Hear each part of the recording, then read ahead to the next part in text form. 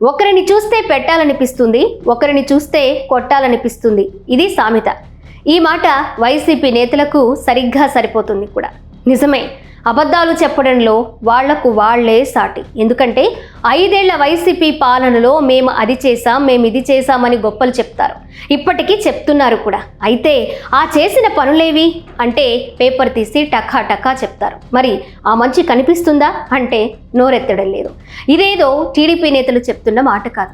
YS Jaganmohan Reddy అవినీతి సొమ్ముతో పెట్టిన సాక్షి టీవీలో యాంకర్ను ఓ పార్టీ ప్రతినిధి ప్రశ్నించగా, మీకు జగన్ హయాంలో వచ్చిన పరిశ్రమల జాబితా చదివి వినిపిస్తా అని ఓ లిస్టు చదువుతారు. అయితే ఇవి ఎక్కడ ఉన్నాయని అడిగిన ప్రశ్నకు మీకు లిస్ట్ కావాలా, అడ్రస్ కావాలా అని మాట దాటేశారు సదరు యాంకర్ గారు.